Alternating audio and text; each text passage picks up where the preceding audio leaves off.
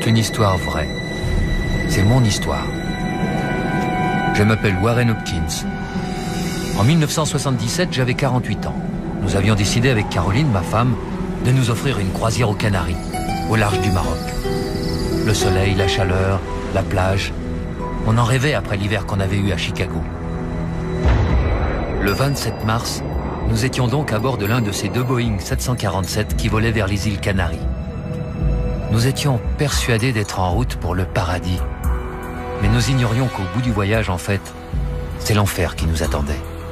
Comment pouvait-on imaginer que le destin, ce jour-là, avait décidé de changer le cours de l'histoire, de notre histoire? Paname 1736, rappelez piste dégagée. D'accord, bien sûr, rappelons piste dégagée. Merci 1736.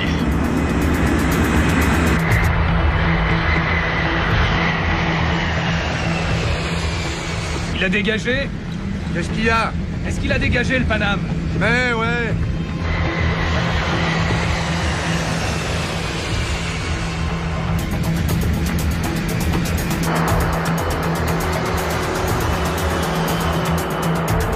Nom de Dieu! Oh le con, merde! Il nous fonce dessus!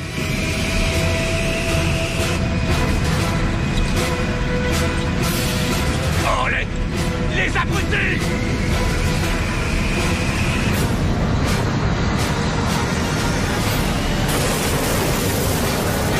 Décolle!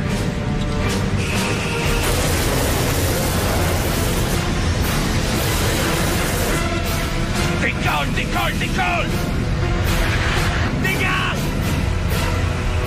Allez, il va nous rentrer dedans!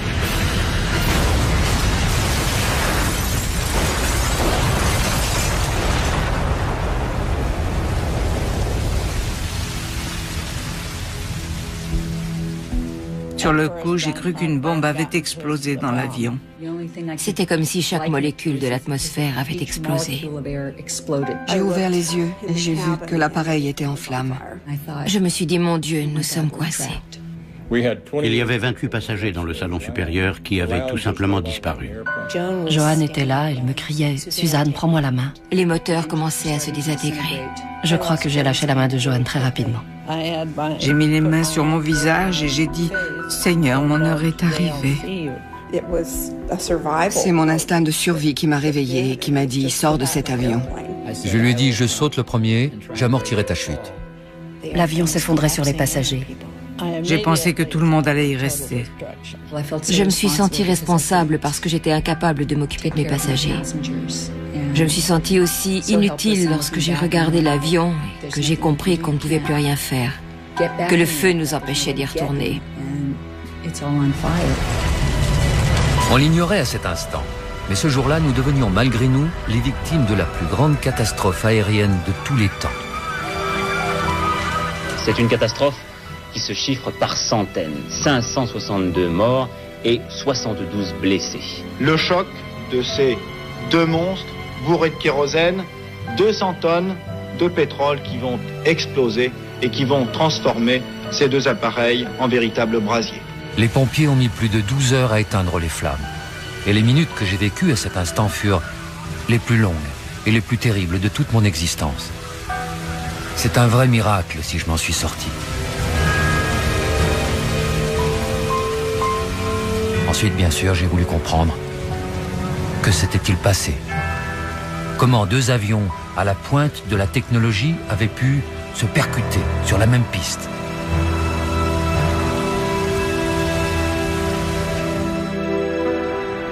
Pourquoi tous ces morts? Où était l'erreur? Où étaient les erreurs?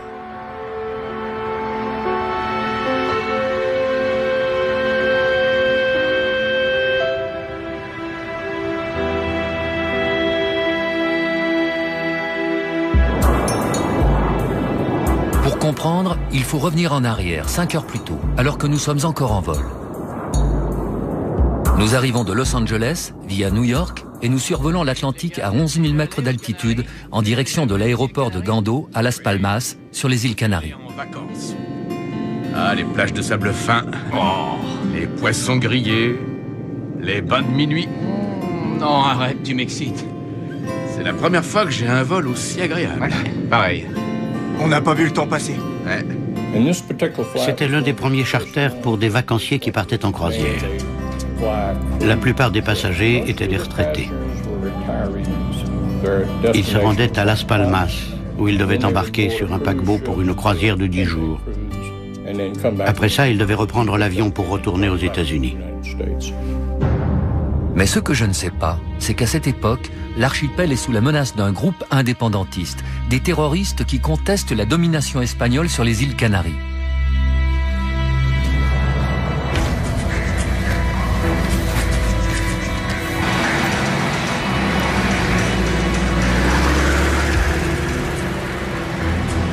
Mais il faut que tout le monde comprenne qu'aux Canaries, il y a une situation de guerre.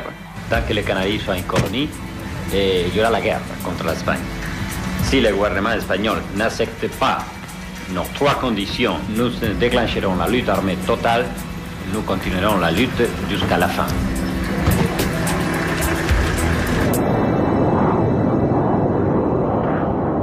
New York, les Canaries en 6 heures. Je le refais quand ils veulent. Le temps passe beaucoup trop vite quand on s'amuse.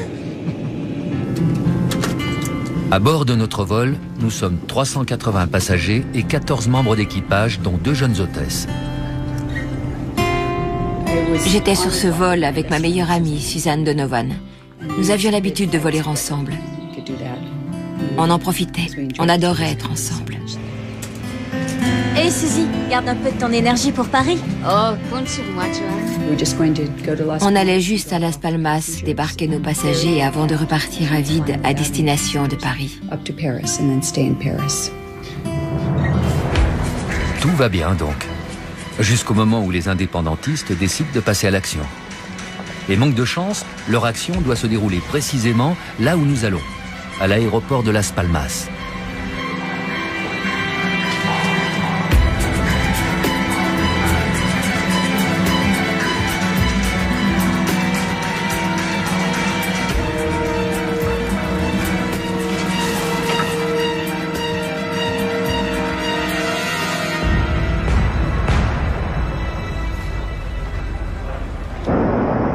Et nous ne savons pas non plus qu'au même moment, un autre 747, hollandais celui-là, vole lui aussi vers les îles Canaries. À son bord, il y a 234 passagers et 14 membres d'équipage. Le commandant de ce vol s'appelle Jacob Van Zanten. Ce n'est pas n'importe qui. Il est chef instructeur. Et c'est lui qui a formé le copilote, Klaas Meurs. Commandant ? Je suis désolée de vous déranger, mais je me demandais si vous pouviez me signer un petit autographe. Et c'est un tel honneur de voler avec vous.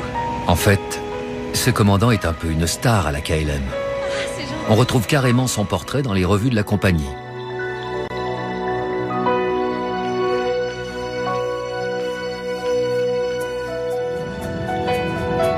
Ces passagers sont presque tous des touristes hollandais. Comme nous, la plupart partent en vacances. Sauf 3 jeunes Hollandais qui travaillent et habitent à Tenerife. Parmi eux, Robina Van Lanschot. Elle sera la seule survivante du vol KLM. Combien peuvent se vanter d'avoir un bananier dans leur jardin? Je ne sais pas à quoi il a servi ce séminaire. Après tout, qu'est-ce qu'on a fait en Hollande pendant une semaine? C'est vrai, on a eu des réunions, des discussions, mais on ne nous a strictement rien appris sur la vente. On nous a offert un billet et on a pu voir la famille. On n'a pas à se plaindre. Bon, allez, je propose qu'on fête notre retour dès ce soir et qu'on mette Las Palmas en dessus-dessous. Ouais! Vous êtes d'accord? Nous revenions tous les 3 de Hollande où nous avions eu une semaine de travail plutôt tranquille. J'habitais Puerto de la Cruz, un petit village du nord-ouest de Tenerife. Yvonne et Walter faisaient le voyage avec moi. C'était bien de revoir ses collègues chaque année. À bord, l'ambiance était vraiment agréable. Nous nous entendions à merveille. Les Hollandais, tout comme nous, profitent de leurs dernières minutes de vol avant la plage et le soleil. Et les pilotes, eux, commencent à préparer l'atterrissage. C'est maintenant que vous regardez les procédures d'approche pour Gando? Oui, j'en profitais aussi pour faire une dernière vérification. On peut faire le briefing quand vous voulez. Bon, alors à l'avenir, je déteste que l'on attende la fin d'un vol pour faire cela. Entendu? Je ne faisais que revérifier les procédures. On débute l'approche dans 5 minutes. Tant mieux. Merci. Il y a 2 bombes dans le terminal. Vous avez 10 minutes pour sauver autant de vies que vous le voulez. Je retéléphonerai. À cet instant, l'engrenage fatal des événements est enclenché. Et nous n'en savons rien.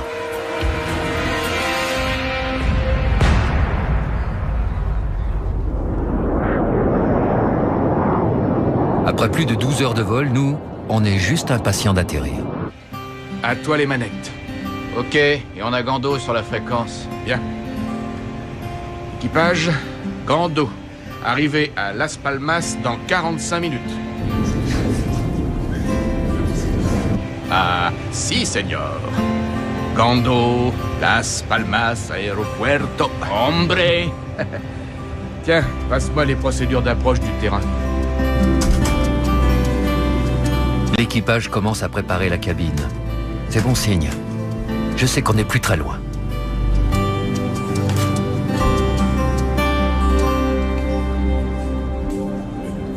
Madame? Oh, on dirait qu'elles viennent d'être accueillies. Qu'est-ce qu'elles sont jolies. Oui, c'est un ami qui me les a offertes à l'aéroport. Vous savez, j'aime tellement les roses que mes amis proches m'ont surnommée Rosie. Oh, j'aimerais bien qu'on m'en offre. Vous avez de la chance. Tenez. Oh, je vous l'offre. Allez, j'insiste. Je sortais d'une période de travail intense et je souhaitais prendre des vacances. Et j'étais impatiente de vivre cette semaine. Oui, d'accord. Pour tout le monde à bord, en fait, ce voyage est synonyme de rêve et de plaisir. Mon mari et moi, nous avions décidé de nous payer ces vacances pour fêter notre 10e anniversaire de mariage. C'était le premier vrai grand voyage que nous pouvions nous offrir. Nous avions fait de longues études et on n'avait jamais eu de quoi s'offrir un tel séjour. Attention, ceci est une évacuation d'urgence. En fait, à ce moment-là, dans l'avion, on est loin d'imaginer ce qui se passe au sol. Je répète, ceci est une évacuation d'urgence.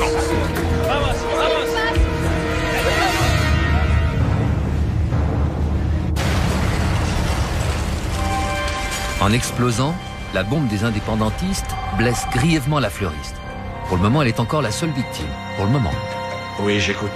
Ici la sécurité. Il vient d'y avoir une explosion dans le terminal.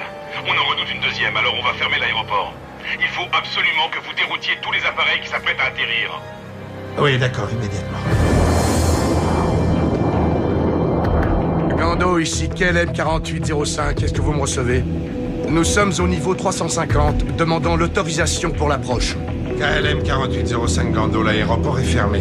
Déroutez-vous sur Los Rodeos via le VOR de Tenerife. Descendez au niveau 250.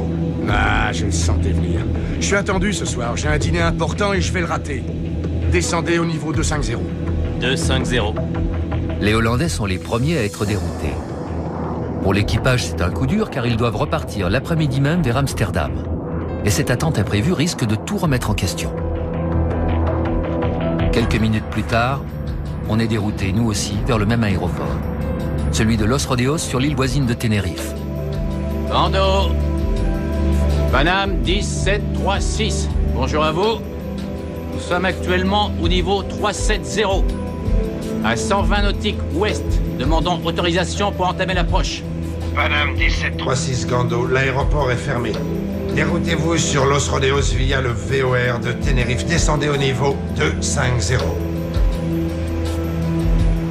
On a fait le plein à New York. Dis-lui qu'on peut attendre. Qu'est-ce que t'en dis, Georges? On peut tenir 2 heures? 2 heures, oui, bien sûr. Gando, 1736. Demandons autorisation pour attendre au-dessus de Las Palmas. Nous avons assez de carburant pour tenir environ 2 heures. Négatif, monsieur, je vous le répète, l'aéroport est fermé. Il y a eu une explosion dans le terminal. Il y a déjà de nombreux appareils dans votre situation. Vous êtes attendu à Los Rodeos.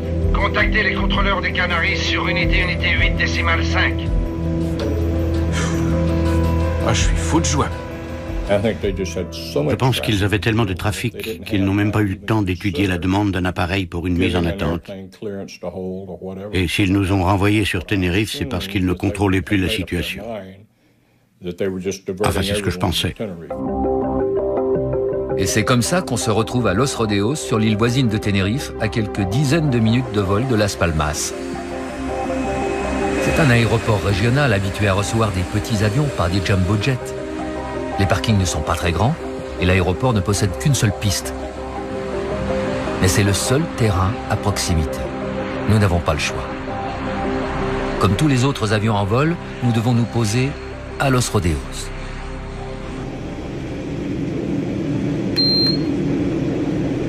Mesdames et messieurs, c'est le commandant Groups qui vous parle. Le contrôle aérien vient de nous demander d'atterrir à Tenerife, qui se trouve à une demi-heure de vol de Las Palmas. Apparemment, il y a eu des problèmes sur l'aéroport de Las Palmas. Nous restons en liaison radio pour voir s'il y a des possibilités de vous ramener à Las Palmas dès que nous aurons atterri à Los Rodeos. Je vous tiens au courant dès que j'ai plus d'informations. Merci pour votre patience. Quand ils ont annoncé que nous n'allions pas pouvoir atterrir à Las Palmas, je me suis sentie frustrée parce que le voyage avait été long, j'étais fatiguée, sans compter le décalage horaire. Alors oui, je me suis sentie frustrée et triste de ne pouvoir descendre d'avion et monter sur notre bateau. Les gens n'étaient pas contents parce que cette nouvelle n'augurait rien de bon. C'était un mauvais présage. Et pour les contrôleurs de Los Rodeos, la fermeture de Gando n'est pas non plus une bonne nouvelle. On est dimanche et les effectifs sont réduits. À la tour, ils ne sont que 2. Habituellement, c'est suffisant pour les quelques vols quotidiens, mais aujourd'hui, ils vont se retrouver avec un trafic digne d'une autoroute un jour de grand départ. Nous, on fait ce qu'on peut. On a 3 appareils déjà, sans compter les 2 747 qui arrivent. Regardons ce qu'on a. Panam, 747. KLM, 747. KLM 4805, vous êtes numéro 3 derrière le 737. Rappelez valise extérieure. 4805, nous sommes numéro 3 derrière le 737. Ben dis donc, j'ai déjà vu des timbres-poste plus grands que ce terrain. Je sais pas combien de temps on va rester coincé ici. Oh, c'est pas vrai. Quelqu'un serait intéressé par la checklist d'atterrissage? Klaus, nous allons atterrir. C'est à vous de demander la checklist d'atterrissage. Checklist, s'il vous plaît. Sortie de secours allumée. Système d'allumage OK. Et circuit carburant OK. QNH OK. Freinage automatique? Moyen, on ne sait jamais. Leur piste n'est pas grande et il se pourrait bien qu'elle soit plutôt glissante. Volet. Sortie. Checklist terminée. Merci à vous. Lima Tango, unité 07. Descendez au niveau 8-0, circuit d'attente. À Los Rodeos, avant notre arrivée, les avions se sont succédés à l'atterrissage. Et les parkings sont déjà complets. Passez sur fréquence seule sur unité 8 décimale 7. Sunjet 282. Je passe sur fréquence seule. Unité 8 décimale 7. Ah la vache. Il fallait que ça arrive aujourd'hui. Juste le jour où il y a un beau match de foot entre l'Espagne et la Hongrie. C'est pas de peau. Il fallait que ça tombe sur nous. Comment va-t-on ramener tous ces avions au sol? Évidemment, les contrôleurs sont formés pour faire face à ce type de problème. Mais il est facile de comprendre qu'aujourd'hui, les 2 malheureux contrôleurs de Los Rodeos sont brutalement confrontés à une situation totalement inhabituelle. Ils n'ont jamais vu autant d'avions sur leur terrain. Pentax, maintenez position. Sunjet, poursuivez le roulage. Dis, où est-ce que tu comptes mettre le KLM? Ben, à côté des 2 737. Y a pas le choix. On attend le 747 Panam. Oui, et ce sont 2 gros porteurs, tiens, ça va être dur de les manœuvrer. On devrait peut-être laisser un peu d'espace aux autres avions. Panam 1736, quittez le niveau 230 pour le niveau unité 20. Rappelez franchissant au niveau unité 80. Enfin, c'est notre tour d'entamer notre approche. Ici Panam 1736, en descente vers le niveau 120. Rappelons en passant le niveau 180. Évidemment, après un aussi long voyage, 13 heures de vol, tout le monde est pressé d'arriver. Dites, pourquoi on est en retard? Il y a un problème à l'aéroport? Non, ce n'est qu'un petit souci technique. Tout va vite rentrer dans l'ordre. Il n'y a pas de quoi s'inquiéter. Non, je vous assure. Je dois avouer que cet avion n'est pas des plus confortables. Mais je n'allais quand même pas prendre le bateau pour me rendre à une croisière. Non, moi ce que je dis toujours, c'est que dans un avion, ça ne sert à rien de s'inquiéter. Les accidents de voiture sont bien plus nombreux que les... Oh, mais vous le savez. Mais la véritable inquiétude pour nous, c'est de savoir si ce détour imprévu ne va pas remettre en cause notre croisière. Combien de temps va durer cette escale? Est-ce que le bateau va nous attendre? L'animateur du voyage organisé intervient pour rassurer tout le monde. Mesdames et messieurs, notre paquebot, le Golden Odyssey, pourrait venir nous prendre à Los Rodeos si jamais ce retard devait se prolonger. Alors veuillez nous excuser pour ce contretemps et soyons patients.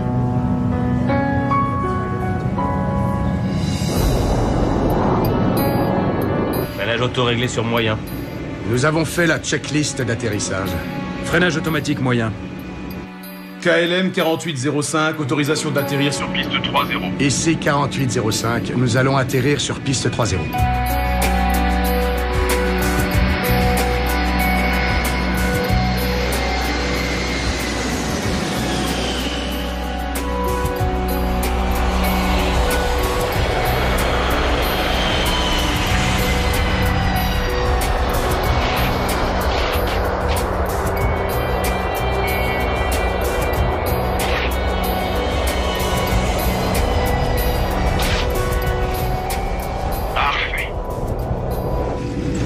Quel atterrissage, tout en douceur. Nos mamines ont dû se rendre compte de rien.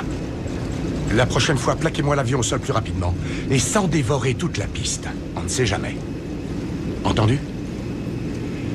Alors, je crois qu'ils veulent que l'on se mette parallèle au 737. Voilà. C'est bon sur ma gauche. Vous pouvez y aller.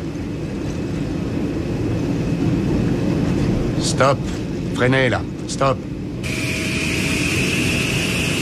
Non, non, pas plus, pas plus. Comme ça. Tour de contrôle, ici KLM 4805. Je vous écoute, 4805. Ouais, savez-vous combien de temps nous allons patienter? Négatif, 4805. Nous attendons des nouvelles de Gando. Dans ce cas, je voudrais débarquer nos passagers dans le terminal. Ils auraient la possibilité de se dégourdir les jambes. Combien de passagers avez-vous à bord? 273 passagers. Je n'ai pas trop envie de les entendre pleurer et râler.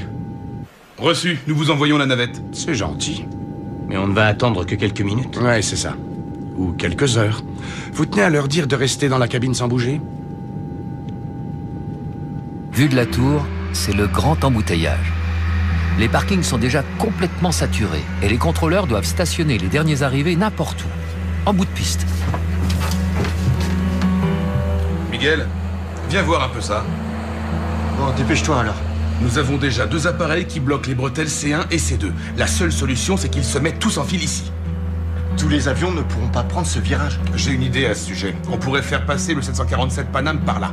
Comment veux-tu après qu'il décolle? Ce n'est pas possible. On va lui faire remonter toute la piste. On lui fait faire demi-tour et il décolle. Ensuite, les autres font pareil. On va en avoir pour toute la nuit comme ça. Dans ce cas, va vite faire une autre piste de décollage. La méthode, paraît-il, n'est pas banale, sans être particulièrement risquée. Comme les voies d'accès sont totalement bloquées, il faut faire remonter les avions au pas jusqu'au bout de l'unique piste pour qu'ils fassent leur demi-tour et puissent décoller face au vent. Mesdames, messieurs... Évidemment, pour les Hollandais, c'est la déception.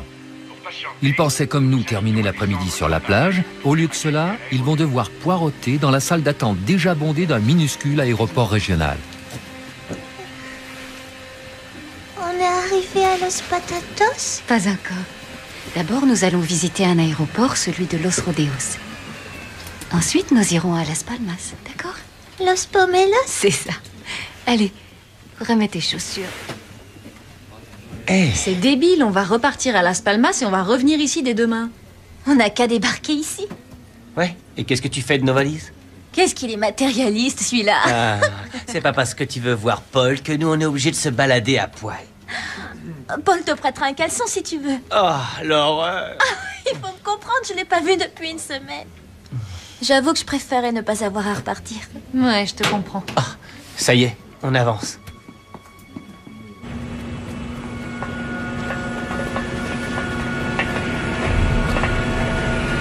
Qu'est-ce qui t'arrive? Ça va? Oui. Parce que t'as pas l'air. C'est étrange. Tant d'avions, c'est bizarre. J'ai un mauvais pressentiment. Je me souviens bien de ses paroles parce qu'il était juste à côté de moi. Il a regardé dehors et il m'a dit « Il y a quelque chose qui ne va pas. Tout ça ne me dit rien qui vaille. » On a transféré les Hollandais par bus, en petits groupes, vers l'aérogare bondée. Entre ceux qui partent, ceux qui arrivent et ceux qui sont en transit, les places deviennent chères.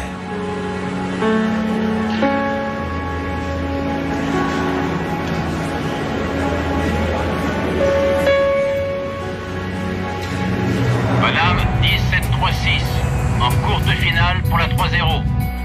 Paname 1736, autorisé pour la 3-0. Enfin, c'est à nous d'atterrir.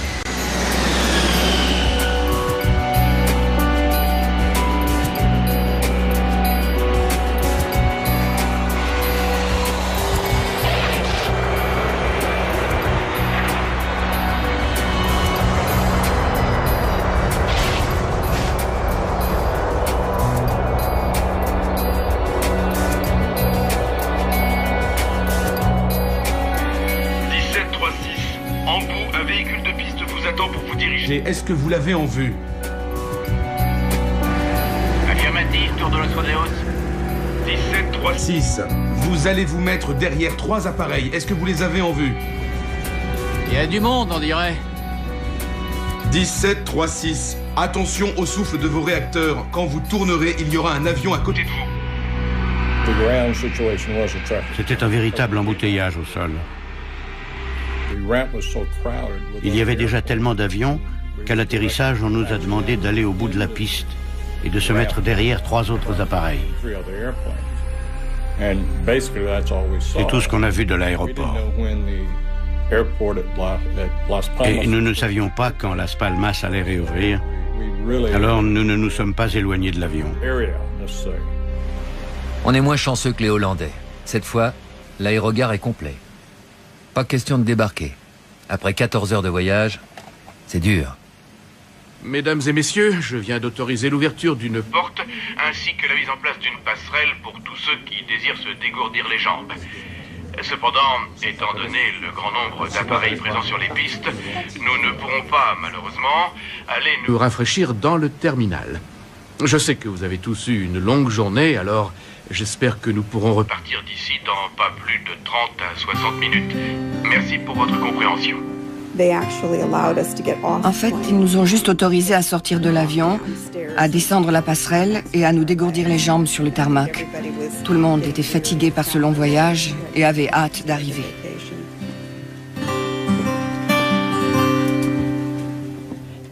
Ils ont ouvert les portes pour aérer et pour qu'on puisse regarder dehors. Le ciel était couvert et nuageux. Ce n'était pas du tout le paysage auquel on s'attendait en venant ici. Comme tout le monde, je m'attendais à trouver le soleil des tropiques. Eh bien, on en est loin. Le ciel est brumeux avec des nuages bas qui bouchent l'horizon.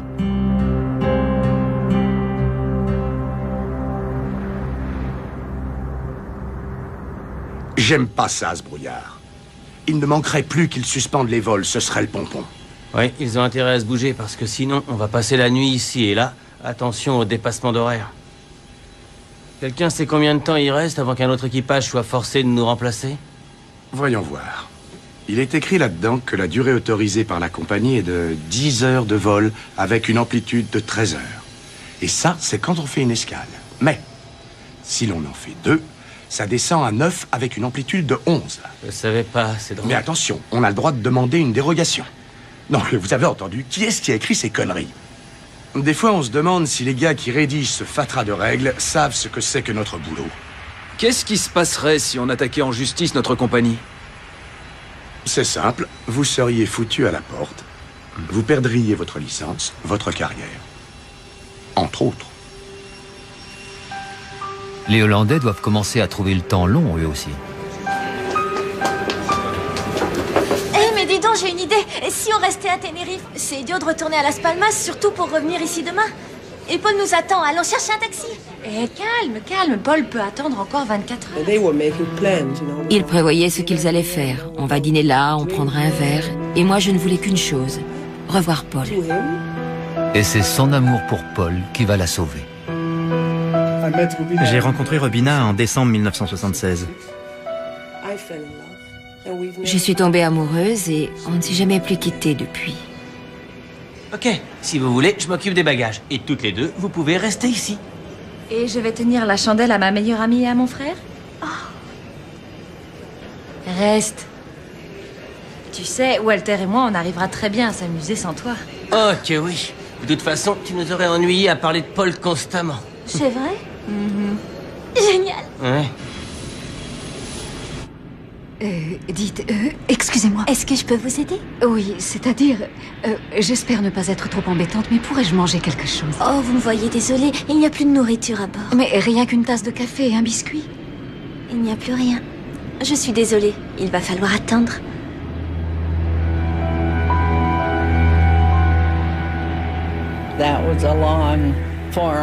Nous avons passé 4 longues heures sans le moindre café. Rien. Nous n'avions plus rien à servir. Les seuls plateaux repas que nous avions embarqués à New York avaient été servis avant l'atterrissage. C'était tout ce que nous avions à servir. Dites. Oui? Vous croyez qu'on va rester ici longtemps? Vous devez être sacrément fatigué. On a l'habitude. Écoutez, c'est peut-être idiot ce que je vais vous proposer, mais ça vous dirait de jeter un coup d'œil dans le cockpit, ça vous changerait les idées. Oui, d'accord, avec grand plaisir. Je suis désolé. Rien de grave. Dans leur tour, les contrôleurs sont contraints à l'attente. Tous les avions sont posés et ils n'ont plus grand-chose à faire, à part peut-être écouter le match de foot et s'inquiéter. Car comme nous, ils voient bien les nuages s'accumuler au-dessus de nos têtes. Dans 20 minutes, on est dans le brouillard. Ouais, ces nuages sont prêts à descendre sur nous. Il suffit d'encore un peu de vent, d'une baisse de température, et on n'y verra presque plus rien. Faudrait que ça bouge, sinon ils vont pas pouvoir décoller. Rodéos, ici Gando. Rodéos, je vous écoute. Gando, à tour de Rodéos, nous avons réouvert l'aéroport. La température est de 20 degrés. Le vent est faible et variable. Arrivée de la pluie dans 2 à 3 heures. Gando, nous allons commencer à vous les renvoyer. Ici, nous avons 14 degrés, du brouillard et une pluie fine. Ils seront heureux de vous retrouver. Allez, go, on s'y colle. D'accord. Enfin, tous les avions vont pouvoir repartir. Et nous, rejoindre notre destination finale, Las Palmas, où nous attend notre bateau de croisière. J'espère. Avis à tous les appareils, Gando est à nouveau ouvert. Vous pouvez demander l'autorisation de décollage à votre convenance. Mesdames et messieurs, puis-je avoir votre attention s'il vous plaît? L'aéroport de Gando vient de réouvrir. Vous allez donc pouvoir réembarquer. Dès que votre vol est programmé, veuillez rapidement rejoindre la porte qui vous sera indiquée. Merci de votre attention. L'embarquement était très compliqué parce qu'il fallait en même temps appeler les passagers de tous les vols. Mais ils étaient soit à la cafétéria, soit en train d'acheter des souvenirs, si bien qu'il a fallu aller les chercher dans tout l'aéroport, et de ce fait, il y a eu des passagers qui sont restés dans le terminal. Ok, d'accord. Alors, si nous partons d'ici dans 1 heure et que nous nous offrons une pause à Las Palmas, nous resterons dans la légalité. C'est pas beau, ça? Willem? Puisque nous sommes piégés ici jusqu'au retour de nos passagers, je propose que l'on fasse le plein de carburant. Non, vaut mieux faire ça à Gando, c'est bien moins cher là-bas. Oui, c'est vrai, nous avons assez de carburant. Oui, nous en avons suffisamment, mais tout le monde va vouloir faire le plein à Las Palmas. Eh oui. En plus, imaginez, s'il y a encore un problème à Gando, on se retrouverait alors tous faits comme des rats. Écoutez, ici c'est moi le commandant, et donc c'est moi qui prends les décisions. Une décision lourde de conséquences. Sur ce point, vous avez raison.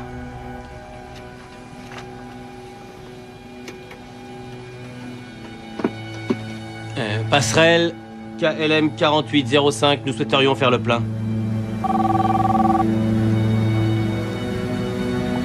J'écoute. Nous allons faire le plein de carburant avant le retour des passagers. Faites appliquer les mesures de sécurité nécessaires, voyants lumineux d'information et armez les toboggans situés sur les portes à l'arrière. Et à quelle heure est-ce que nous allons décoller? Mes hôtesses s'inquiètent à propos des limites horaires. Dites-leur ce qu'elles veulent entendre. Cela ne m'intéresse absolument pas, compris? C'est noté, commandant. Chouette. On m'a expliqué que pour limiter le poids au décollage, les avions de ligne embarquent généralement juste la quantité de kérosène nécessaire pour la distance à parcourir. Plus une marge de sécurité. Le commandant hollandais a rempli le quart des réservoirs de son 747. Cela représente 55 tonnes de kérosène, largement de quoi rejoindre Amsterdam. Ou de déclencher un incendie géant. Les passagers du vol KLM 4805 à destination de Las Palmas sont priés de se présenter porte 3. Dans l'aérogare, les passagers de tous les vols sont appelés en même temps pour réembarquer. Et voilà qu'un jeune couple de Hollandais s'aperçoit qu'ils ont perdu de vue leurs enfants. Toi, tu vas les chercher par là, et moi de l'autre côté. Rendez-vous porte 3 dans 5 minutes. D'accord. Et pendant ce temps-là, Robina essaye de négocier avec l'hôtesse. Bien votre envie de rester Bah ici. oui, il va falloir que j'y revienne demain, alors je préférerais éviter deux trajets inutiles étant donné que je suis Cela déjà va à là. l'encontre des règles de la compagnie, voyez-vous. J'aimerais énormément vous être agréable, mais je crains que vous n'ayez à prendre cet avion. Et si on essayait de changer les règles pour moi? Je crois que j'aurais tout tenté, hein. Faites bon voyage. Merci. Mais décidément, cette jeune femme n'est pas très disciplinée. Et les règles, elle va les changer. Un problème? Oui, mais Lequel? je vais quand même rester ici. Oh, Et qu'importe les conséquences. je m'occuperai de tes bagages. Génial.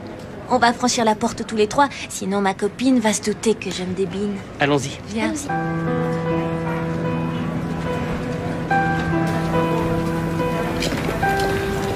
À demain.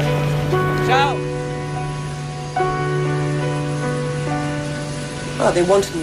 Ils tenaient vraiment à ce que je parte avec eux et moi j'ai essayé de les persuader de rester.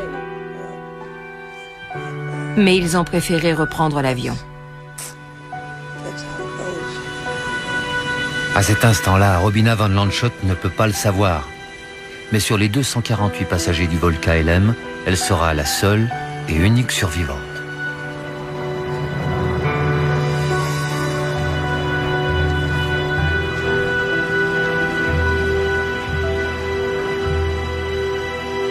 « 14 degrés, ça ne cesse de descendre. Si tu veux mon avis, tout ça ne me dit rien qui vaille. La visibilité va devenir quasi nulle. La météo? Salut les gars, c'est Fernando. Dites-moi, qu'est-ce qu'on va avoir en visée? Et demande-leur aussi qui va gagner le match pendant que tu y es. Arrête, ça pourrait nous être utile. Ouais, c'est noté. S'il y a des changements, tenez-nous au courant, d'accord? Nous, on va laisser les appareils décoller. C'est rassurant de voir les premiers avions décoller. On se dit que notre départ n'est plus qu'une question de minutes. Tour de contrôle de Los Rodeos. Paname 1736. Demandons autorisation de décollage. Météo de Las Palmas. Et instructions pour le roulage. 1736, vous allez devoir attendre un peu. Le KLM devant vous fait le plein de carburant. Attends, laisse, je vais le contourner. Derrière, ils vont nous massacrer si on décolle pas tout de suite. Tour de Los Rodeos. Nous allons essayer de passer en l'évitant. Notre commandant de bord essaye de dépasser le 747 hollandais qui nous bouche la route. Il a démarré les moteurs et on avance de quelques mètres. Mais un 747, ça fait 60 mètres de large. Et ça ne se manie pas comme une bicyclette. Ah, y a pas assez, je vais pas pouvoir. George, et si on allait respirer de l'air frais dehors et jeter un coup d'œil? D'accord. L'officier mécanicien navigant et moi-même sommes descendus sous l'aile droite de notre appareil. Il manquait 4 mètres pour pouvoir manœuvrer facilement et contourner le 747 de KLM. Vous vous rendez compte? Il manque seulement 4 mètres. À 4 petits mètres près, ça passait.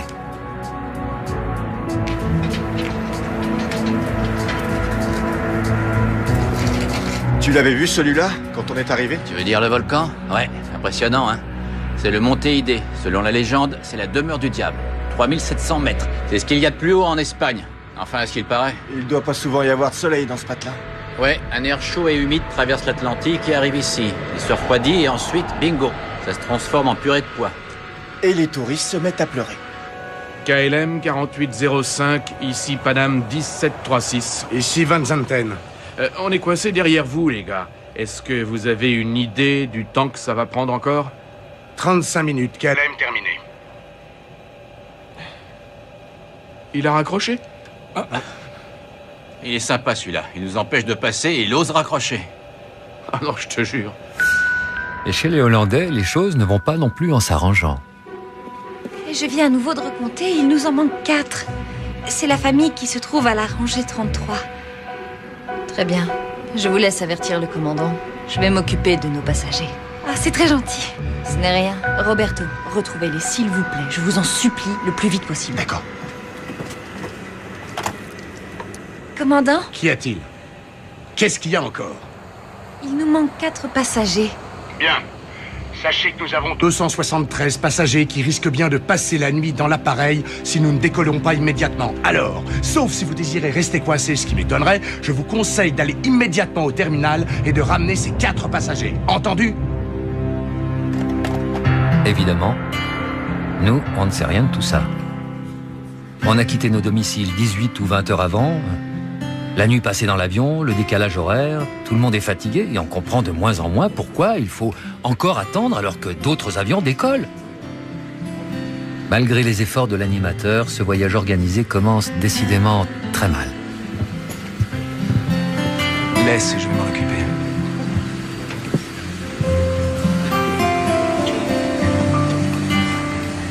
Mesdames et messieurs, ce voyage est long et fatigant. Mais croyez-moi, quand vous serez à bord du Golden Odyssey, vous serez chouchouté. Jour et nuit. Votre chambre sera équipée d'un téléphone qui vous permettra de bénéficier d'un room service 24 heures sur 24. La climatisation vous donnera la température que vous désirez. Et de grands lits moelleux vous soulageront vite de vos courbatures. Et nous attendons, patiemment. Même si certains, ou certaines, ont la tête ailleurs.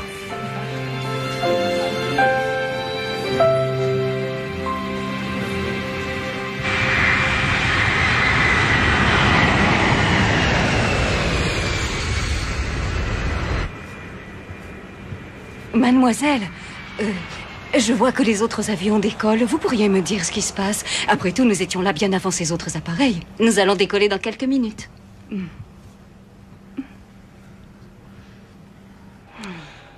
Ouais. Et nos pilotes aussi n'ont rien d'autre à faire que d'attendre.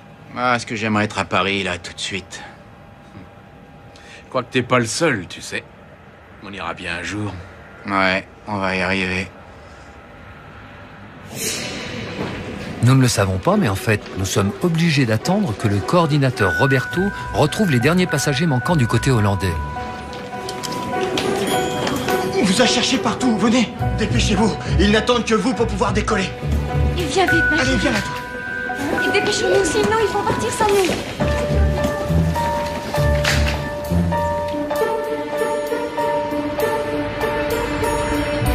Et il les a retrouvés.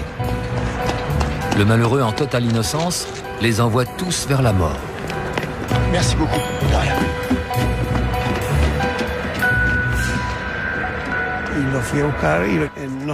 J'ai été les chercher, et ça, je ne me le pardonnerai jamais. Si je ne les avais pas trouvés, ils seraient encore en vie aujourd'hui.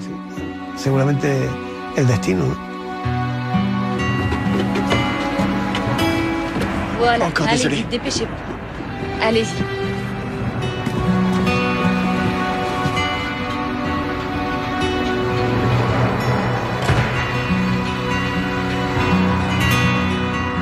KLM 4805, prêt pour la mise en route. Tour de Los Rodeos. KLM 4805, prêt pour la mise en route. 4805, autorisé mise en route. Checklist avant démarrage, avion isolé, cale en place, porte fermée et vérifiée. Prêt pour démarrer en séquence. 1, 2, 3, 4. Bien reçu, 4805, commencez séquence 1. Les Hollandais démarrent donc leurs 4 réacteurs, un par un. Ils se préparent à remonter la piste jusqu'à l'autre bout pour décoller. En fait, ce serait si simple par grand beau temps. Alors que là, à chaque minute qui passe, la situation devient un peu plus dangereuse. Ça y est, on est dans le brouillard, on va bientôt plus rien voir. La visibilité est tombée de 10 à 3 km en 20 minutes. Mais on a du vent, ça devrait le faire partir. Oui, mais regarde, tu rêves si tu crois que la météo va s'améliorer.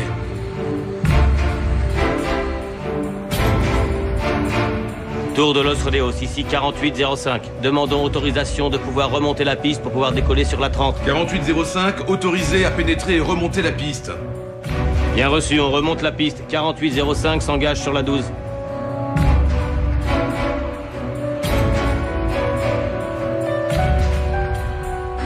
Ça y est. les Hollandais s'engagent sur la piste.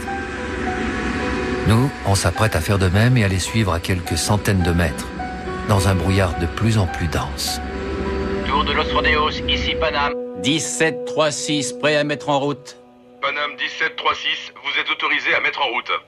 Merci beaucoup. Veuillez attacher vos ceintures de sécurité, refermez la tablette devant vous et glissez votre bagage à main sous le fauteuil devant vous. Le brouillard s'est installé à une vitesse incroyable. Ouais, on n'y voit rien là-dedans. George, demande-leur de débrancher leur machine à brouillard. C'est ça, oui. À la base, nos instructions étaient de suivre le KLM et de remonter la piste. Remonter signifiant que nous devions rouler sur la piste suivant le KLM dans le sens contraire du décollage. Et les 335 tonnes de notre avion s'engagent à leur tour sur cette maudite piste que nous commençons à remonter en roulant au pas.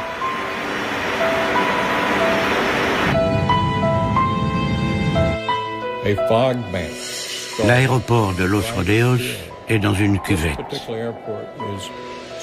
Lorsqu'une nappe de brume se forme dans les hauteurs comme ce jour-là, elle descend les pentes de la colline et s'arrête sur la piste.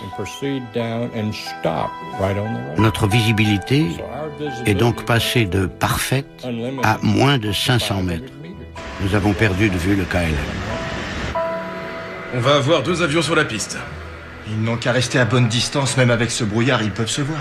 Ouais, c'est à espérer, Miguel. Contrôle de Paname 1736, prêt à pénétrer sur la piste. 1736, allez-y, roulez sur la piste 12. 1736, nous nous engageons sur la piste 12.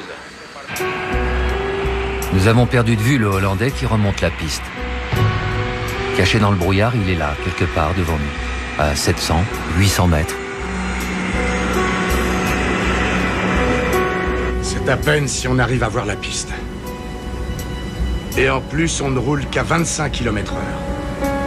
Checklist de roulage. C'est un véritable cauchemar.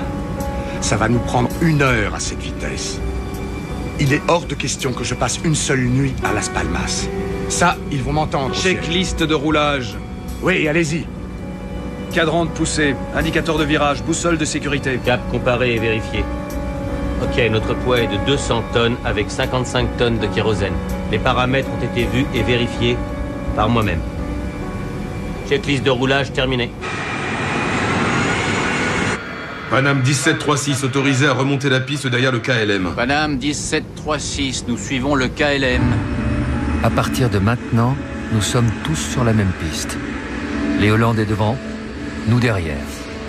Nos pilotes sont un peu nerveux, d'autant qu'ils roulent sans visibilité et qu'ils devront à un moment donné quitter la piste pour laisser décoller le KLM. Tour de Los Rodeos. Ici Paname 1736. Paname 1736, je vous écoute. Vous avez bien dit de remonter la piste derrière le KLM, c'est bien ça? Affirmatif. Remontez la piste. Et quittez-la à la 3e sortie à gauche. La 3e à gauche, d'accord. Qu'est-ce qu'il a dit? La 3e. 3e à gauche. J'avais compris la Quittez première. la piste à la 3e sortie située à gauche. Ouais. C'est la 3e à gauche. Regardez un peu dehors, on a l'impression d'être dans un nuage. On est en train de passer sous les minima de visibilité. Dans un 747, on est à plus de 10 mètres au-dessus du sol. Ces machines sont conçues pour voler dans le ciel, pas pour rouler dans le brouillard. Et voilà nos pilotes comme de vulgaires automobilistes perdus sur une route déserte. Ce serait pas celle-là? Tout ce qu'on a, ce sont les marques au sol. Sans balisage Central, il faut qu'on ait au moins 800 mètres de visibilité.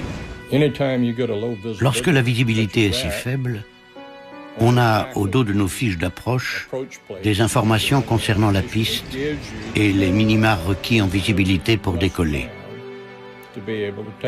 On a retourné nos fiches et on a lu visibilité minimale requise 700 mètres. Alors, comme la tour ne nous avait donné que 500 mètres, nous ne pouvions pas décoller.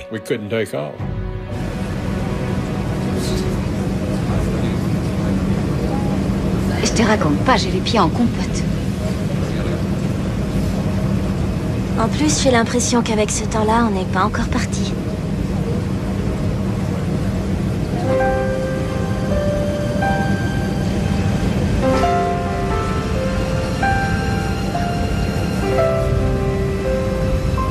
KLM 4805, est-ce que vous êtes en bout de piste? Nous venons de passer Charlie 4 il y a 2 secondes. Ok, arrivez au seuil de la piste, faites un 180 degrés. Et prévenez-moi dès que vous êtes ok. Reçu, tour de contrôle. Dites-moi, est-ce que le balisage central est disponible pour 4805? 1 minute, je vérifie tout de suite. Nous, pendant ce temps-là, on continue à remonter la piste, lentement. Mais nos pilotes maintenant ont un doute supplémentaire sur la bretelle de sortie indiquée par le contrôleur. C'est la première ou la troisième? La première, c'était une sortie à 90 degrés. Oui, d'accord. La deuxième sortie est à 45 degrés. Ça doit donc être la troisième, mais je vais quand même demander confirmation. Tour de Los Rodeos, est-ce que vous pourriez confirmer que vous souhaitez que le Panam 1736 tourne à gauche à la sortie numéro 3? La troisième sortie. 1, 2, 3. Troisième sortie. 1, 2 et 3. Parfait, on y arrive presque. Sortie 3. 1, 2, 3. Allons-y. Donc, c'est la troisième sortie. Encore faut-il la trouver. 1736, rappelez piste dégagée. Madame 1736. Nous n'arrivions pas à voir les bretelles de sortie. On voyait à peine la ligne centrale de la piste sur laquelle nous roulions. Nous savions juste que la bretelle que nous devions prendre était à gauche et qu'elle faisait un angle de 45 degrés. 1 kilomètre devant nous, le 747 hollandais arrive, lui, en bout de piste. KLM 4805 et Panam 1736. Pour information, le balisage central est actuellement hors service. 4805, c'est bien noté. Je ne suis vraiment pas surpris. De toute façon, ça changerait quoi? On aurait besoin de l'éclairage d'un stade pour arriver à voir à travers ce brouillard.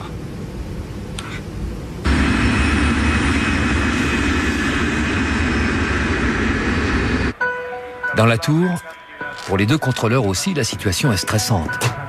Depuis plusieurs minutes, ils ne voient plus personne, ni le 747 hollandais, ni notre avion. Et comme en plus, ils n'ont pas de radar au sol, ils nous dirigent en aveugle.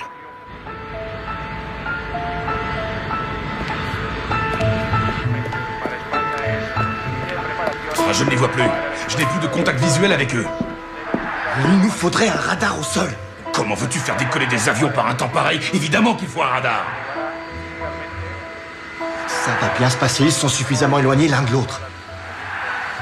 Panam 1736, à quel niveau vous trouvez-vous? 1736, une petite seconde. Tiens, qu'on vérifie. Regardez, celle-là, elle fait 45 degrés.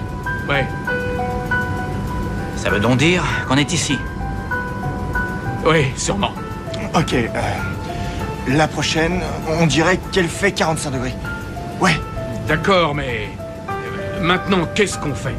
Est-ce que je dois tourner à la prochaine? Ouais, ça devrait être la bonne, ouais. Très bien. Vous êtes sûr? Sauf que peut-être il compte celle-là dans les 3. Ah, que c'est clair. De son côté, le commandant hollandais est de plus en plus nerveux. Il a peur de se retrouver cloué au sol et de passer la nuit avec son avion et ses passagers à Los Rodeos. C'est pas vrai, maudite météo. Klaus, donnez-moi nos vitesses de décollage. Bien. Alors, V1 est à 120 nœuds et VR est à 135 nœuds. Je prépare les fréquences. 139 et 138.7. Phare allumé? Affirmatif, ainsi que les feux à éclat. Évidemment, les passagers à l'arrière n'ont aucune idée de ce qui est en train de se mettre en place, inexorablement. Voilà, comme ça. Si tu es sage, dans 1 heure, on est en vacances, d'accord? D'accord, mais est-ce que ce seront de longues vacances? Comme l'année dernière. Le seul indice qui pourrait les alerter, c'est la visibilité, réduite à quelques dizaines de mètres. Mais en Hollande, cela n'a rien d'exceptionnel. Oui, on est en pleine purée de pois. De la purée? J'aurais le droit de la manger avec un steak? Ne dis pas de bêtises et reste bien sage. D'accord.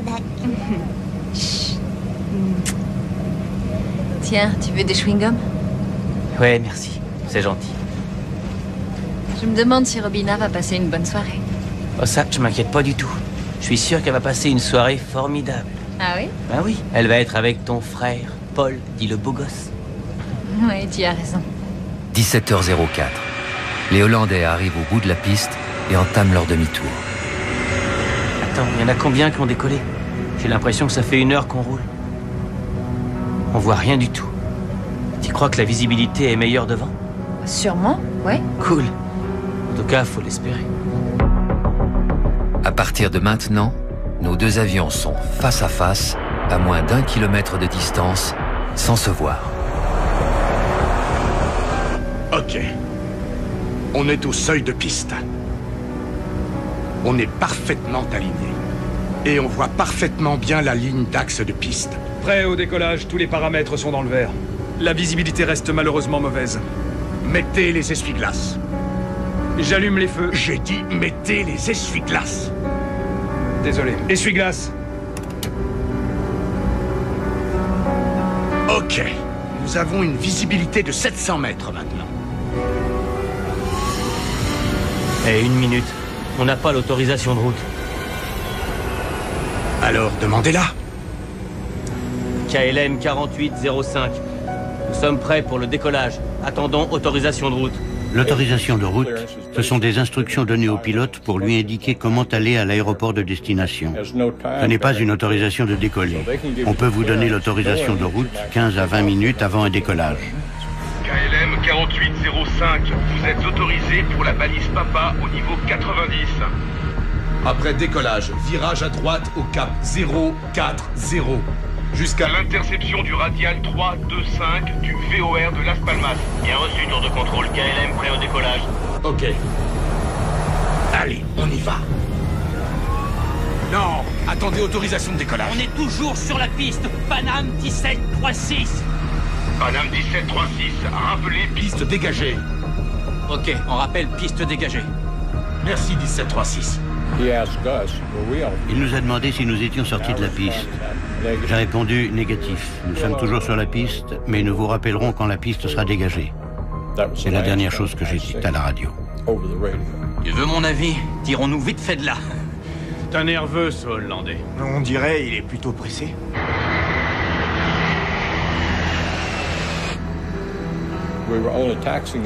Nous roulions à 5 km/h. Jamais je n'aurais pensé que le KLM était sur le point de décoller.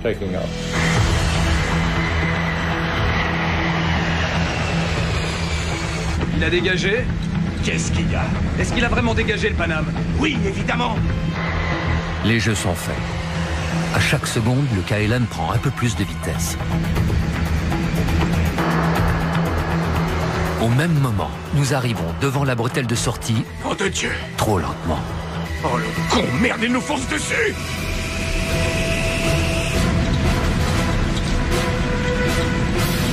Oh! Des abrutis!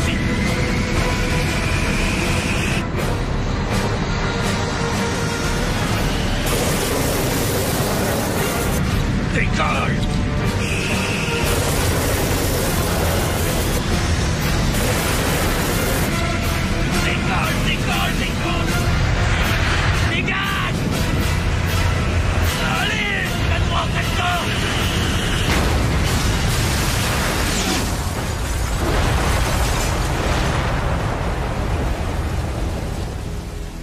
Quand je l'ai vu arriver, j'ai fermé les yeux et j'ai plongé. Au moment de la collision, je n'ai pas compris la gravité de l'accident, parce que l'avion n'a été qu'ébranlé, a fait un blond. Il y a eu une véritable déflagration, comme si chaque molécule de l'atmosphère avait explosé. C'est comme ça que j'ai imaginé les choses plus tard. C'était assourdissant. Sur le moment, j'ai cru qu'une bombe avait explosé dans l'avion. Ça a été brutal et violent. Les lumières se sont éteintes, tout a pris feu. J'ai mis les mains sur mon visage et j'ai dit « Seigneur, mon heure est arrivée ». J'ai ouvert les yeux et j'ai vu que l'appareil était en flammes. Les vitres du cockpit avaient explosé. Notre aile droite était en feu. Il y avait 28 personnes au niveau supérieur et le salon supérieur avait tout simplement disparu, laissant un trou béant.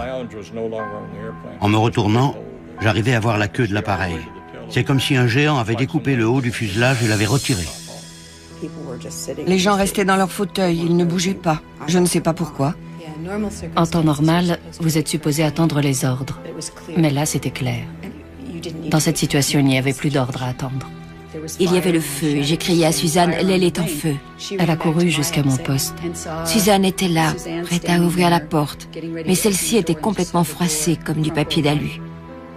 Je me suis dit, on est pris au piège. En regardant la porte, j'ai hurlé. Enlevez vos ceintures de sécurité, vos chaussures. Ne prenez rien et suivez-moi. À ce moment, un trou s'est formé au-dessus de la porte.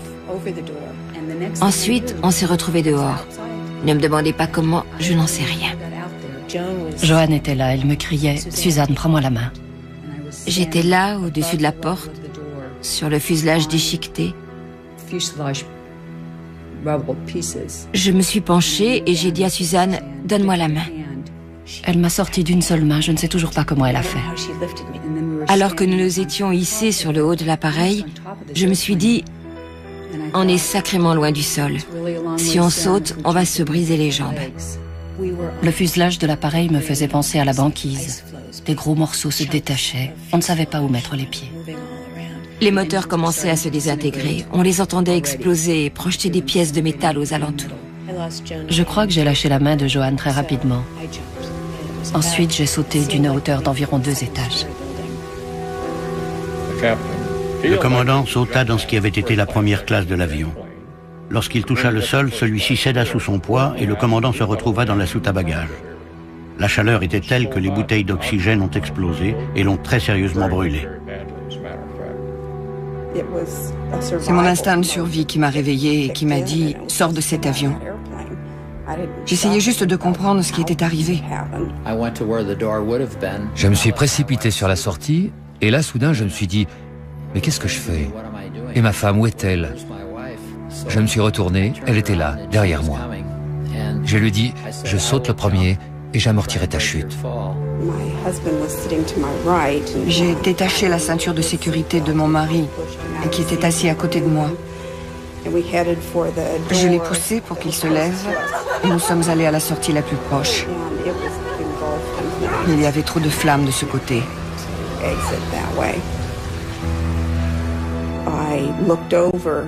Alors j'ai relevé la tête et j'ai vu que quelqu'un avait ouvert une autre sortie. J'ai crié à mon mari, allons-y. Et nous nous sommes dirigés de ce côté, sur l'aile gauche. Les Anderson étaient à quelques rangées derrière nous, mais ils n'ont pas eu de chance. Elle n'a jamais revu son mari.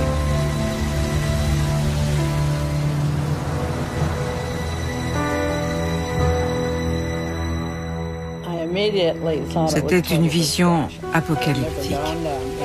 Je n'imaginais pas une seule seconde que je puisse m'en sortir.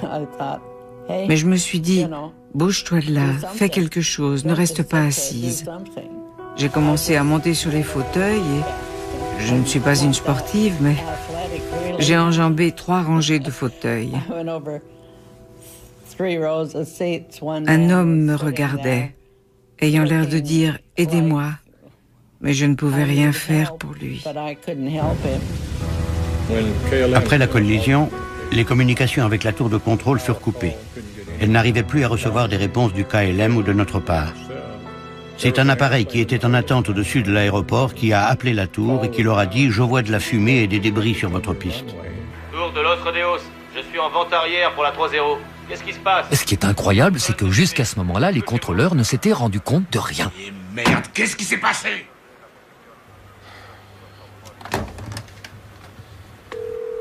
Répondez, répondez!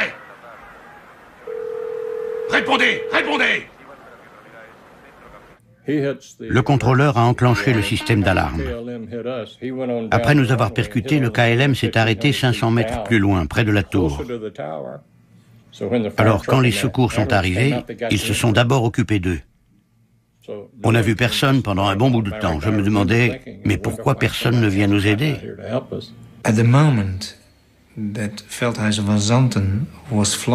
Les passagers du KLM, pilotés par le commandant Van Zanten, étaient probablement tous en vie après que leur appareil ait heurté le Pan Am.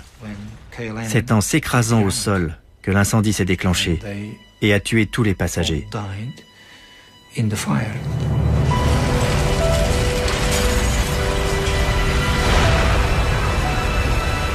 Toujours à cause du brouillard, les secours ont mis plus de 10 minutes avant d'arriver sur place. D'abord, ils ont trouvé les restes en feu du 747 hollandais. Ils ont fait ce qu'ils ont pu, mais vu leur équipement complètement désuet et l'ampleur de l'incendie, ils étaient impuissants. Leur combat était inutile, alors qu'il y avait un deuxième avion dans le brouillard, le nôtre, à 400 mètres de là, avec des survivants. On a attendu plus de 20 minutes avant de les voir arriver. Jamais on n'aurait pu imaginer qu'à quelques centaines de mètres de là, il y avait un autre avion en feu avec des gens encore vivants à bord. Je n'arrêtais pas de répéter, ne vous inquiétez pas, les ambulances vont bientôt arriver, on va nous aider. Il me semblait évident que quelqu'un avait vu ce qui s'était passé et qu'on allait nous envoyer des secours. On ne peut pas dire que ce fut une évacuation dans les règles de l'art. Les gens sortaient comme ils pouvaient, lorsqu'ils avaient la chance de trouver une brèche dans le fuselage. Quand nous sommes arrivés sur les lieux de l'accident, nous avons vu un avion ouvert en deux, le commandant ensanglanté au sol qui regardait l'avion, des gens qui sortaient en criant, des gens qui couraient, qui cherchaient des personnes de leur entourage, ne sachant pas s'ils étaient encore dans l'avion ou s'ils étaient sortis, et ne sachant pas ce qui s'était passé. La situation était vraiment chaotique. En fait, nous ne sommes qu'une soixantaine à avoir réussi à échapper à cet enfer. Pour la plupart, on s'est enfui par l'aile gauche, qui était miraculeusement intacte.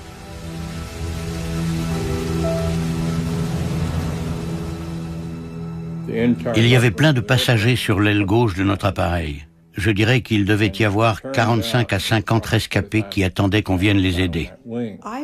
Je n'ai jamais demandé quelle était la hauteur entre le haut d'une aile de 747 et le sol. Mais je vous assure que c'était très haut. Je me suis ouvert le crâne et fracturé le pied.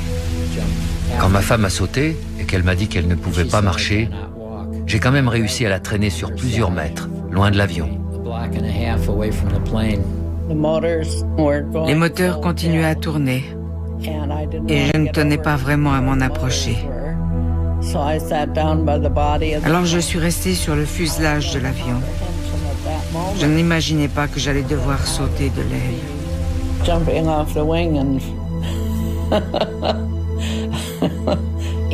Sous les débris, vous savez qu'il y a des passagers pris au piège. Mais vous ne pouvez absolument rien faire pour les aider, étant donné que l'avion s'effondre sur eux. Seul un membre de l'équipage a réussi à ouvrir une porte. C'était une hôtesse. Un moteur a explosé et a projeté un débris qui l'a atteinte. Elle y a laissé sa vie ce jour-là. J'étais persuadée que lorsque nous allions passer de l'autre côté de l'avion, nous allions retrouver le reste des passagers et des membres de l'équipage. Mais évidemment, ça ne fut pas le cas. Et pendant ce temps, dans la tour de contrôle, ils n'avaient toujours pas compris l'ampleur du désastre. 20 minutes après le crash. Appareil au décollage. Tous les départs sont pour l'instant suspendus. Allô ?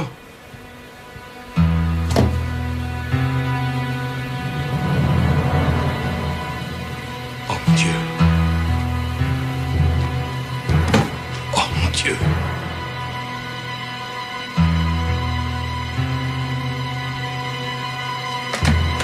On a besoin de tous vos véhicules.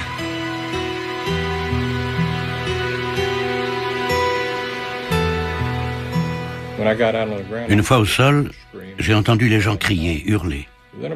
Mais 5 minutes plus tard, il n'y avait plus un bruit, le silence total, excepté le ronflement des flammes qui dévoraient l'appareil. Plus tard, j'ai demandé à un médecin ce que cela signifiait. Il m'a répondu qu'avec un tel incendie et une telle chaleur, l'oxygène est entièrement consumé et les gens dans les environs suffoquent. Je me suis sentie responsable parce que j'étais incapable de m'occuper de mes passagers. Je me suis sentie aussi inutile lorsque j'ai regardé l'avion et que j'ai compris qu'on ne pouvait plus rien faire, que le feu nous empêchait d'y retourner. Des camions et des voitures privées sont venus se garer sur le gazon et rassembler les rescapés.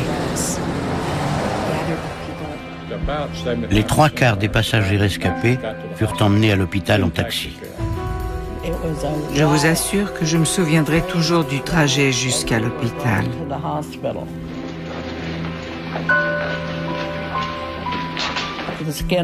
J'avais la peau des mains qui pendait.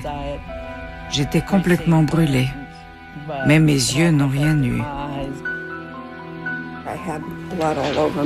J'avais du sang partout.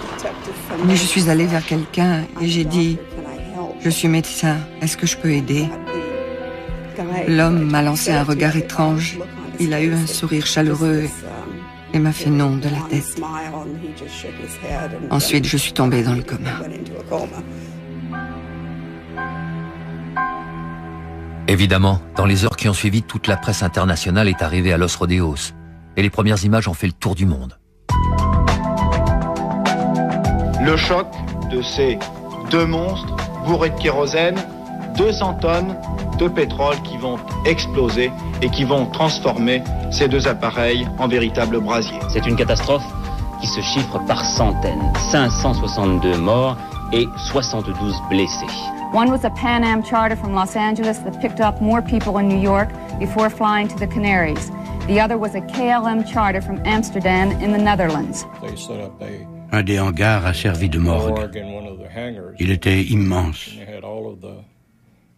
Environ 600 corps y ont été installés.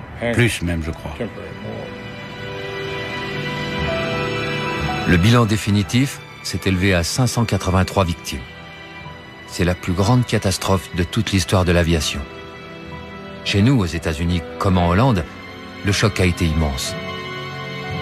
Et puis, tout le monde a commencé à chercher à comprendre. Moi, le premier, j'ai voulu savoir comment et pourquoi deux avions aussi modernes avaient pu se percuter.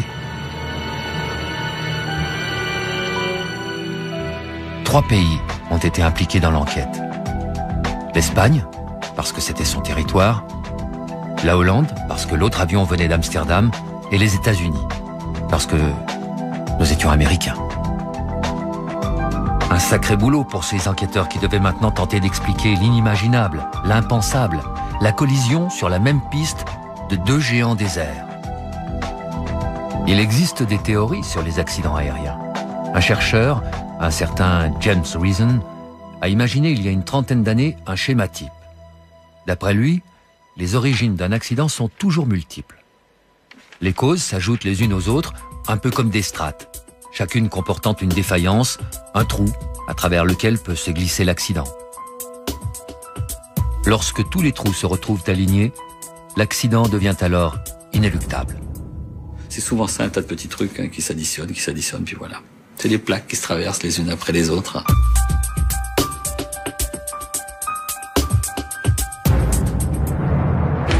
La première cause n'avait rien à voir avec l'aéronautique. C'était un attentat à la bombe, perpétré par un groupuscule indépendantiste. Il voulait exercer une pression politique, semer le désordre, en obtenant la fermeture durant quelques heures de l'aéroport international.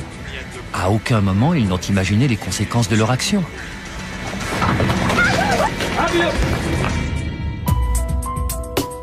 Ensuite, on nous a déroutés, nous et les autres, sur un petit terrain régional, Los Rodeos. Un aéroport à piste unique et pas équipé pour recevoir un trafic important, et encore moins des Boeing 747. Et puis c'était un dimanche. Et il n'y avait que 2 contrôleurs à la tour. Ils étaient compétents, mais pas vraiment habitués à gérer autant d'avions.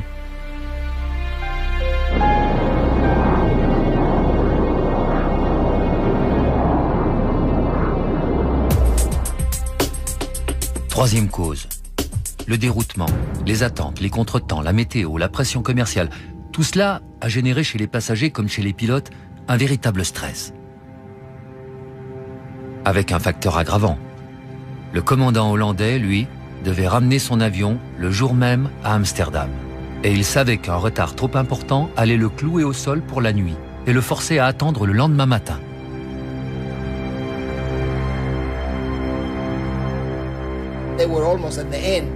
L'équipage du KLM était à la limite de son quota d'heures de travail. S'ils avaient dû attendre encore un peu, ils auraient été obligés de rester à Los Rodeos et de loger leurs passagers dans les hôtels des environs. Quatrième cause. Le Hollandais était vraiment pressé. Et pour gagner quelques précieuses minutes à l'escale suivante, il a demandé à refaire le plein à Los Rodeos. Il a demandé 55 000 litres de kérosène, ce qui a alourdi l'appareil. Le rapport montre que ce n'est pas le nez du 747 de KLM qui a touché le Paname, c'est le train d'atterrissage principal. Je dirais que pour éviter le Paname, il aurait fallu que le KLM soit à une hauteur de 20-25 mètres. Si Jacob Van Zanten n'avait pas demandé de kérosène, ils auraient pu décoller une demi-heure plus tôt. Et une demi-heure plus tôt, la météo était très différente. Ça, c'est la cinquième cause. La piste de Los Rodeos est à 600 mètres d'altitude. Elle est encadrée par deux massifs montagneux. La vallée où elle se situe est un canal naturel pour les vents et les nuages venant de la mer. Ici, la visibilité peut se réduire dramatiquement en l'espace de quelques minutes. Les nuages restent à un niveau très bas et le brouillard se maintient au sol. Vers 5-6 heures de l'après-midi, la température commence à baisser. Alors la rosée et le brouillard se forment. Le brouillard recouvrait tout. Aucun des deux avions n'avait un contact visuel avec l'autre. Sixième cause, le terrain n'était pas équipé d'un radar sol. Et les contrôleurs n'avaient aucun moyen de vérifier la position des avions. Ils devaient se contenter des informations fournies par les pilotes. Il nous faudrait un radar au sol. Comment veux-tu faire décoller des avions par un temps pareil? Évidemment qu'il faut un radar. S'il y avait eu un radar au sol à Tenerife, très probablement le contrôleur aurait constaté le début du décollage du KLM qui était aligné et à ce moment-là, il serait intervenu. Il aurait vu le décollage alors que là, il l'a pas perçu.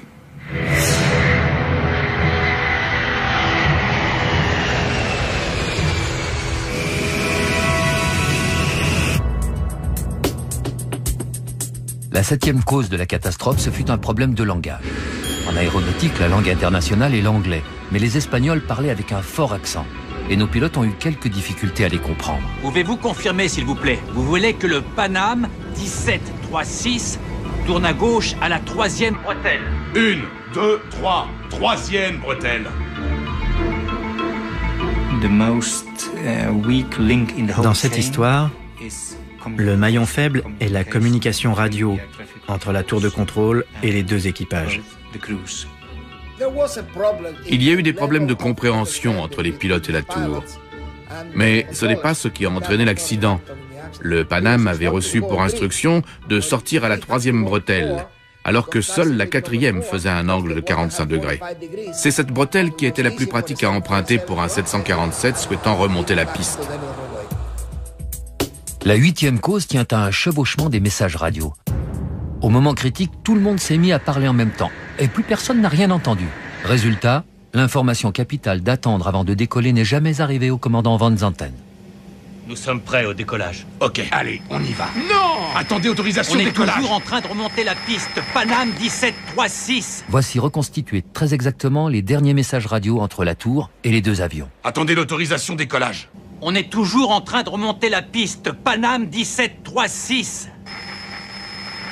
Deux émissions simultanées, ça donne une espèce de... C'est complètement inaudible. Souvent, c'est complètement inaudible.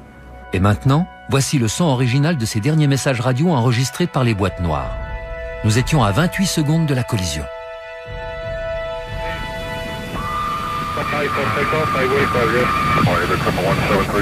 Le pilote de la KLM n'a pas entendu l'instruction du contrôleur de maintenir position, de ne pas d'attendre pour décoller, et il n'a pas, le pilote de la KLM n'a pas non plus entendu le pilote de la Paname qui disait « et on est encore sur la piste ». Ces deux messages-là sont détruits mutuellement et il est parti. Jacob Van Zanten n'a pas entendu « attendez que je vous rappelle pour le décollage ». La neuvième cause, et peut-être la plus importante, tient à la psychologie des équipages. À cette époque, la hiérarchie était très stricte. Et souvent, le commandant était le seul maître à bord. après Dieu. C'est maintenant que vous regardez les procédures d'approche pour Gando? Oui. Je déteste que l'on attende la fin d'un vol pour faire cela, ok? Entendu? C'est bien vu. Les enquêteurs hollandais l'ont confirmé. Le copilote et l'officier mécanicien, malgré leurs doutes, n'ont eu presque aucune influence sur le commandant Van Zanten. Un officier mécanicien navigant n'a pas à obéir au commandant. Quand un officier mécanicien navigant pense qu'il est nécessaire d'arrêter un vol, quelle que soit la raison, il peut le faire. Dans l'aviation, et ce particulièrement en Europe, le commandant a toujours raison. Il est infaillible. Il a dégagé? Qu'est-ce qu'il a? Est-ce qu'il a bien dégagé le Paname? Oui, évidemment. En enquêtant sur le commandant du KLM, je suis tombé sur ses états de service. C'était un pilote hautement qualifié avec plusieurs milliers d'heures de vol et une excellente réputation. Nous avons parlé à sa fille. Elle nous a dit que son père avait un fort caractère, que ses avis étaient très tranchés, mais qu'il n'était en aucun cas un dictateur.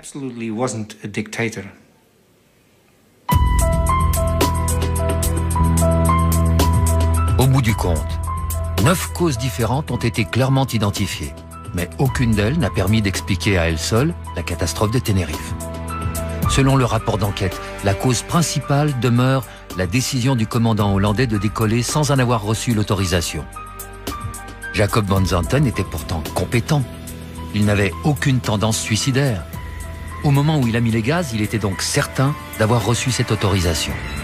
Il était certain que la piste devant lui était dégagée. Qu'est-ce qui finalement l'a induit en erreur? Nous ne le saurons jamais puisqu'il a emporté dans la mort la réponse à cette question. Depuis cette catastrophe, des mesures ont été prises pour améliorer la sécurité. On a multiplié les radars sol dans les tours de contrôle.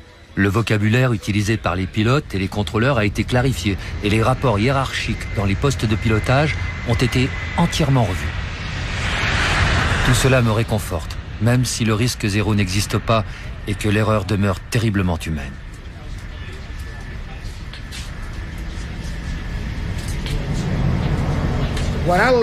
Ce que j'ai tiré comme enseignement de l'accident de Tenerife, c'est que peu importe la qualification, l'expérience, le professionnalisme des gens, tant qu'il y aura le facteur humain, un accident pourra toujours survenir. Pour nous, les survivants, les images de ce 27 mars 1977 sont gravées à tout jamais dans nos mémoires. Nous avons simplement appris à vivre avec. Chaque fois que j'ai des amis qui partent en voyage, je leur dis « Regardez où se trouvent les sorties de secours et lisez bien les consignes d'évacuation de l'avion. Ce sont des détails importants. » Je n'ai jamais fait de cauchemar. J'ai seulement rêvé que j'étais dans un aéroport derrière une baie vitrée et que je regardais un avion décoller, tout en sachant qu'il allait s'écraser. Je voulais crier, mais cette grande baie m'en empêchait. Je me sentais inutile, comme le jour de la tragédie.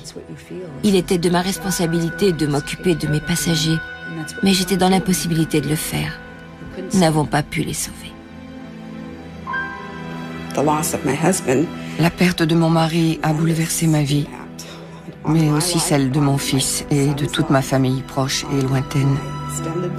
Ça a été terrible. C'est là qu'on découvre que la vie est bien étrange. Moi, j'ai décidé de rester, mes amis sont partis. Et peut-être que si l'avion avait décollé 1 minute plus tard, rien de tout cela ne serait arrivé. J'ai pris conscience que la mort pouvait nous emporter à tout moment et qu'il fallait profiter de la vie jour après jour autant que l'on pouvait. Après le crash, j'ai décidé de fonder une famille. J'ai décidé que c'était le moment de rester à la maison et d'avoir des enfants. Je me suis dit, mes amis sont morts. Si je passe mes journées allongée sur mon lit recroquevillée, je vais mourir à petit feu. Et je n'ai pas le droit de faire ça. C'est en ayant une belle vie et en étant courageuse que je rendrai honneur aux victimes.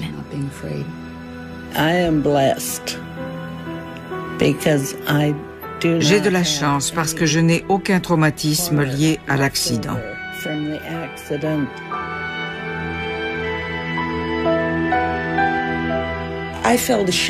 Au début, j'avais honte. Je n'arrêtais pas de me dire que j'aurais dû mourir ce jour-là. Je me sentais mal. J'étais vivante. Paul avait perdu sa sœur et nous étions constamment ensemble. Mais c'est ce qui a renforcé notre relation. Sans ça, nous ne nous serions pas mariés. Revoler après le crash n'a pas été facile, mais je savais que si je le faisais avec Joanne, elle me sauverait à nouveau la vie. Avec ma femme Caroline, on est retourné à Tenerife. Un taxi nous a emmenés à l'aéroport et nous avons revu la piste. Là, tout m'est revenu, d'un coup. Ensuite, nous sommes allés prendre le Golden Odyssey. Nous avons enfin pu terminer notre croisière, 2 ans après. Pour nous, c'était une manière de boucler la boucle.